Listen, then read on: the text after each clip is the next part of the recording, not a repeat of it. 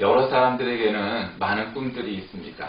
보통 어릴 적 그런 꿈을 꾸죠. 보통 대통령, 장군, 여러 가지 꿈을 말합니다. 근데 저는 어렸을 적 그런 생각을 했습니다. 글을 쓰거나 영화를 보거나 하는 거 굉장히 좋아했는데 그건 굉장한 재미와 기쁨을 주었습니다.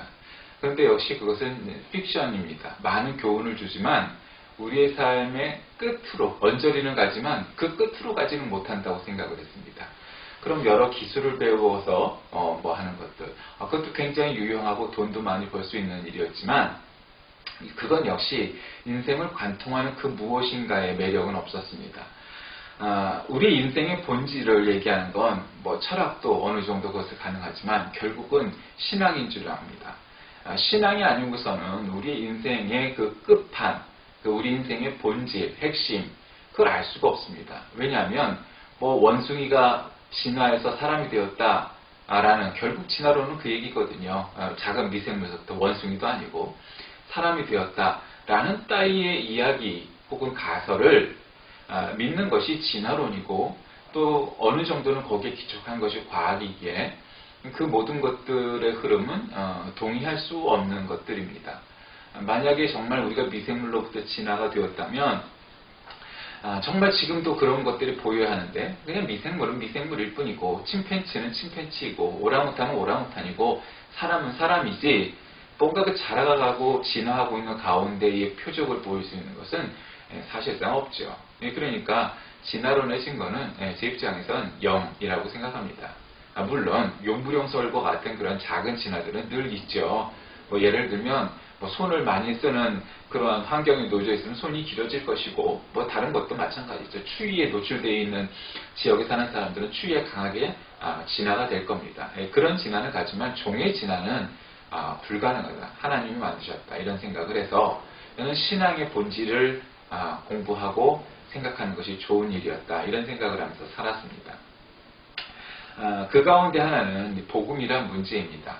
우리가 복음의 신앙의 본질을 얘기할 때 복음이라는 건 뭡니까? 영어로 말하면 굿뉴스, 기쁜 소식 이런 얘기죠. 굿뉴스라는 게 뭡니까? 우리가 뉴스 프로그램을 볼 때 TV에서 보통 맨 앞에 이제 정치 얘기 시작하죠. 재미도 없고 별 달라질 것도 없고 그런 얘기입니다. 재미없는 얘기. 사실 뉴스 시간에 나오는 이야기들은 99%가 사실은 재미가 없거나 나쁜 이야기거나 심각한 이야기거나 하다못해 진지한 이야기로 끝나지 미담 같은 건 결코 한 1% 정도 될 겁니다. 사실은 그건 굿뉴스가 아니죠. 그래서 그건 어떤 면에서 보면 그건 배드뉴스, 나쁜 소식이죠. 근데 정말 굿뉴스라는 건 뭡니까? 여러분 우리가 합격을 정말 하고 싶은 시험이 있습니다. 그래서 그 시험도 한 번도 아니고 한 10번쯤 떨어졌습니다. 그런데 그 시험에 붙었다고 한번 생각해 보세요. 여러분 그런 게 아마 굿뉴스쯤 될 겁니다. 여러분이 정말 하고 싶었던 일 하게 되는 것, 여러분이 정말 듣고 싶은 소식 듣게 되는 것, 그것이 그 굿뉴스라고 말할 수 있는 것이 그래야 정말 거기에 진가를 알게 되고 정말 기쁨을 누리게 될 겁니다. 오늘 본문은 부활하신 예수님을 여전히 그리스도와 주님으로 고백하는 공동체에 살아서 활동하시는 성령 하나님 그리고 예수 그리스도를 증언하는 내용입니다. 여러분 사도행전은 누가복음 2탄입니다. 후편입니다.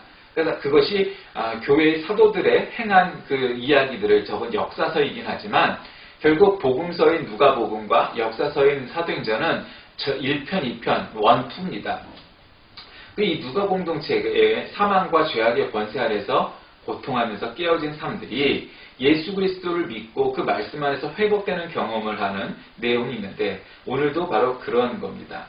욥바에 다비다라는 여제자가 있으니 그 이름을 번역하면 도르가라 선행과 구제하는 일이 심히 많더니 보통 교회에서도 참 그 사랑 많고 정 많은 권사님들이 많죠. 대개 교회마다 그런 분이었다는 거죠. 그때 병들어 죽음에 이미 죽었어요. 시체를 바닥에 누웠다는 거죠. 이미 염을 한 거죠.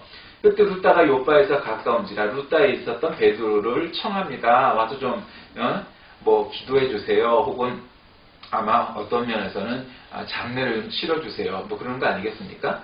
그러니까 베드로가 거길 갔습니다. 그래서 도르가가 그들과 있을 때 옷을 내보이거늘 베드로가 사람을 다 내보내고 무릎을 꿇고 기도하여 돌이켜 시체를 향하여 다비다야 일어나라 하니 그가 눈을 떠 베드로를 보고 일어나 앉는지라. 살아난 겁니다. 그때 베드로가 손을 내밀어 일으켜 성도들과 과부들을 불러들여 그가 살아난 것을 보이니 온 요빠 사람이 알고 많은 사람이 주를 믿더라. 베드로가 요빠에 여러 날 있어 시몬이라 하는 무도장이의 집에서 머무니라. 다비다 하는 사람, 도르가라 하는 여자를 살린 내용입니다. 그 내용이 오늘 본문에 나와 있는 거죠. 케블러 로스라는 여자가 있는데 그 여자의 책 On Death and Dying 이라는 책에서 보면 죽음을 대하는 사람들의 5가지 단계를 이렇게 얘기합니다.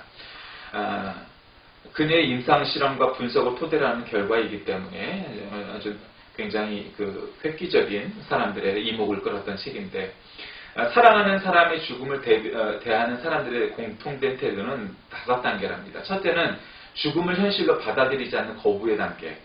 둘째는 왜 나에게로 표현되는 원망과 분노의 단계. 셋째는 신과의 거래를 통한 죽음에 대한 수용을 유보하는 단계. 넷째는 피할 수 없는 죽음 앞에서 절망의 단계. 마지막은 죽음을 현실로 받아들이는 수용의 단계라는 겁니다. 죽음이라는 것은 불가항력의 힘입니다. 여러분, 세상을 좌지우지했던, 세상을 움직였던 아주 위대한 왕, 황제, 대통령, 그런 사람들이 죽음을 뒤로 미룰 수 있나요? 의학, 과학이 발달했지만 어느 정도 미룰 수는 있지만 그것을 막을 수 있는 사람은 하나도 없죠. 요빠의 신실한 자매였던 도르가가 병으로 죽게 되었는데 사랑하는 이웃들은 그들의 장례를 치를 생각이었는지 아니었는지 오히려 도르가의 시신을 마치 살아있는 자의 몸처럼 씻겨서 침대에 눕혀놓았다는 겁니다. 그러니까 고온한 잠에서 깨어나기를 바라는 뜻이요. 그러니까 케블러 로스의 분석을 대입해보면 그들은 죽음을 대하는 첫 번째 단계인 거부의 단계에 해당된다고 볼 수 있겠죠. 그런데 죽은 시신 앞에서 가족들이 갖는 거부는 정서적이면서 심리적 측면의 거부죠. 죽음을 현실로 받아들이지 못한 상태에서 시신을 침대에 그대로 눕혀놓는 것은 자연스러운 현상입니다. 그렇지만 어떤 면에서 객관화해서 본다면 그것은 정신 이상의 행동이죠. 요즘 가끔 자녀를 때려 죽이고 그래서 집안에다 놔두고 아니면 안매장하고 한 일들이 굉장히 많이 드러나지 않았습니까? 그러니까 죽은 몸은 시신은 시신답게 처리를 해야 피차간에 그것이 이로운 거죠. 자, 그런데 그들의 행동은 참 이해하기 어려웁니다. 왜냐하면 그때 병들어 죽으면 시체를 씻어 다락에 누이니라. 공동번역에 보면 이를 그 무렵에 병이 들어 죽었다. 그래서 사람들이 그 시체를 깨끗이 씻어서 2층 방에 눕혀 놓았다. 이렇게 번역했습니다.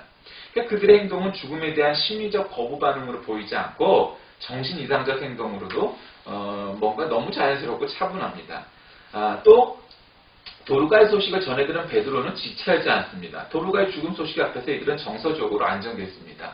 여러분, 우리가 죽음을 맞이하면 일단 그 감정이 복받쳐 오르고 그래서 굉장히 이상적인, 이성적인 행동을 하기보다는 뭔가 감성적일 수밖에 없죠. 그리고 장례를 끝내고 나도 정말 사랑하는 가족을 보내보신 분들은 그 데미지가 한참 간다는 것을 느낄 수가 있습니다. 그런데 그렇게 보기에는 이 사람들이 좀 이상하기도 하고 또 어떤 면에서 보면 굉장히 너무 안정돼 있죠. 그러니까 베드로는 지체되지 않고 달려갑니다. 게다가 한 사람이 아닌 그런 공동체 전체가 도르가의 죽음 앞에서 아주 마치 그냥 매뉴얼을 갖고 있는 것처럼 그렇게 행동합니다. 그러니까 누가 슬피 울었다라든가 그를 장례 준비를 이렇게 많이 준비했다든가 이런 게 아니고 마치 뭐랄까 어떤 매뉴얼대로 행동하는 듯하죠. 하지만 요빠의 공동체와 베드로는 여전히 도르가가 숨을 쉬고 편히 자고 있는 것처럼 행동합니다. 무엇이 여러분 이들을 이렇게 만들었을까요? 요빠의 그리스도인들은 예수님께서 생명의 주님이심을 고백했습니다. 우리도 마찬가지죠. 그리고 부활의 몸소 보이신 주님의 권능이 이 땅의 죽음의 권세를 이겼음을 확신했습니다. 그들의 확신은 맹목적이지 않았습니다. 그들은 부활하신 주님의 권능을 목격했고 베드로는 요빠로 오기 전 루다에서 중풍병으로 누워있던 애니아를 만납니다. 그리고 그를 향해 애니아야 예수 그리스도께서 너를 낫게 하시니 일어나 내 자리를 정돈하라 이렇게 사도행전 9장에 보면 선포하는데 애니아가 예수 그리스도 이름으로 일어난 역사가 루다와 요빠 일대 알려지고 도르가를 아끼고 사랑하던 요빠의 제자들은 부활하신 예수 그리스도께서 이 땅의 고통 가운데 있는 자들을 온전히 치유하시는 주님이심을 목격합니다. 그들은 부활하신 주님의 생명 안에서 선행과 구제하는 일에 모범이었던 도르가의 죽음에 어떻게 맞서야 할지를 알고 있었습니다. 다시 말하면 제자들이 베드로가 거기 있음을 듣고 두 사람을 보내어 지체 말고 와달라고 간청하여 베드로가 일어나 그들과 함께 가서 이르렀다. 이렇게 얘기하는 거죠. 예수 그리스도의 의와 진리가 사망을 이깁니다. 도르가의 선행과 구제를 통해서 증언된 그리스도의 의와 진리의 빛은 잠시 고통을 당하고 죽음을 맛볼 수 있습니다.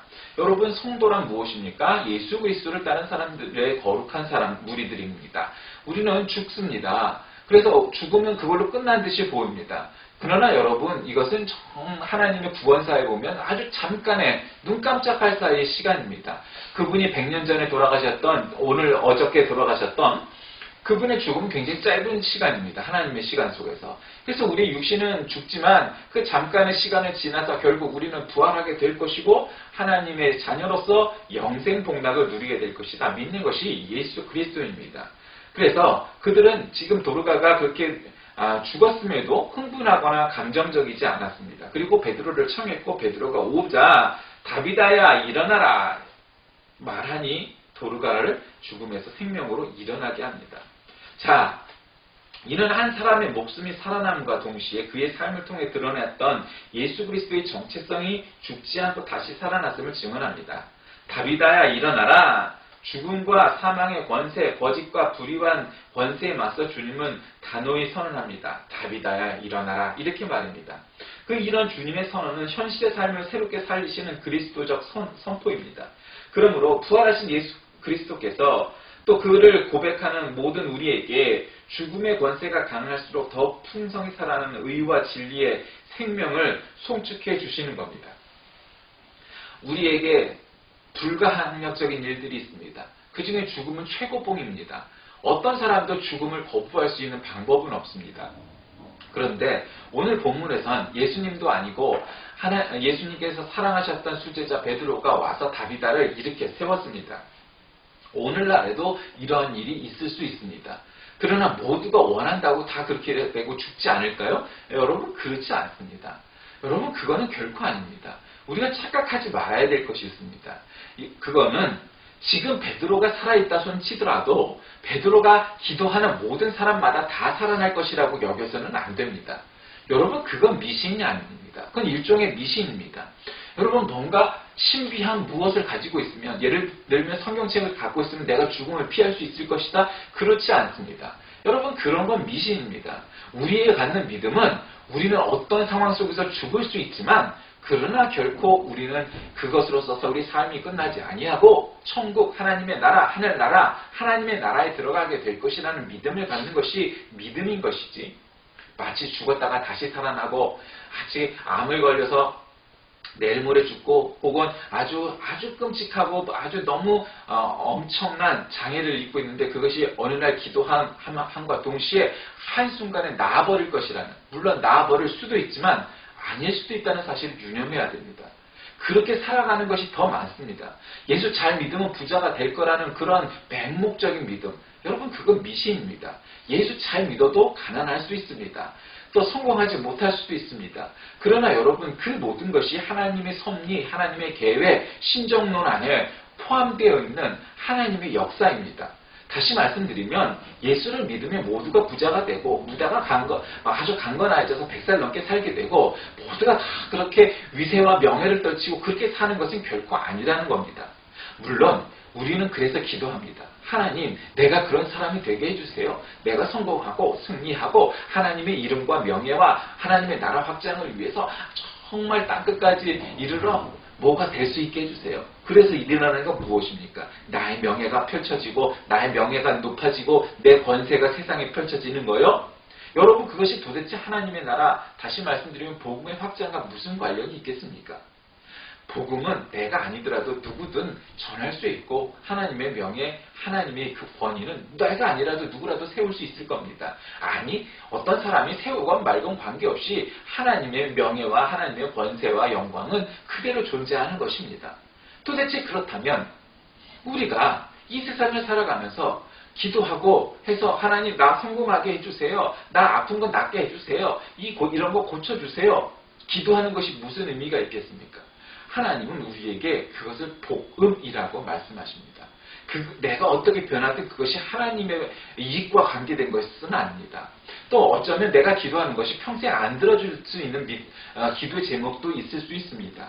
그러나 여러분, 오늘 본문은 우리에게 죽었다가 다시 살아난, 우리는 이걸 부활이라고 표현하지 않지만 다시 살아난 이 도르가 혹은 다비다의 모습을 보면서 어떠한 경우에는 정말 우리가 간절히 바라고 하나님의 성령에 충만한 그러한 사도적 믿음을 갖고 있는 그러한 사람들에게는 죽음을 다시 거슬러 이길 수 있을 만한 그런 결과도 볼 수 있다는 사실을 우리는 기억하게 됩니다.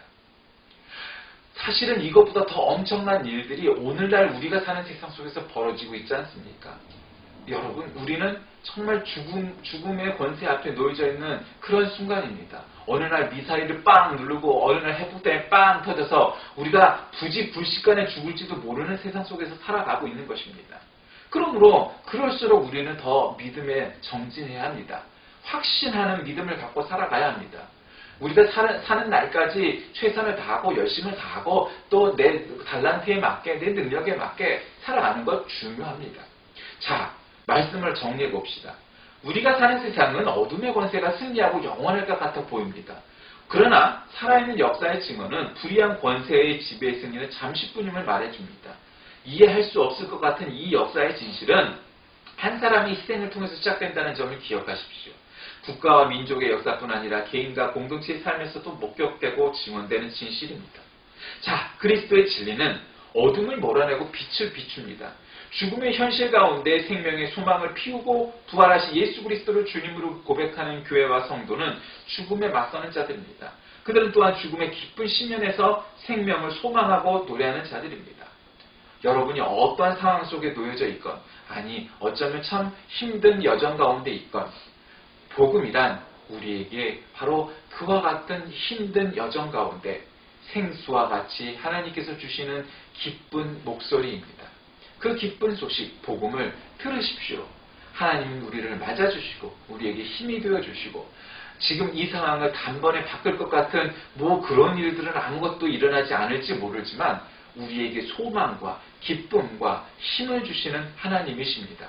그것이 바로 여러분에게 주어진 하나님의 복음입니다. 기도하겠습니다. 하나님, 다비다야 일어나라 선포하고 이렇게 세웠던 베드로와 요파 공동체의 믿음처럼 오늘 우리에게도 그와 같은 믿음을 허락하여 주옵소서. 정말 죽음의 권세 가운데 눌린 것 같은 이 세상 속에 살지만 그러나 결코 하나님은 그 가운데 매몰되지 않는 생명과 구원의 주님이심을 믿고 고백하오니 우리도 다비다처럼 일어나게 하여 주옵소서. 예수 그리스도의 이름으로 간절히 기도합니다. 아멘.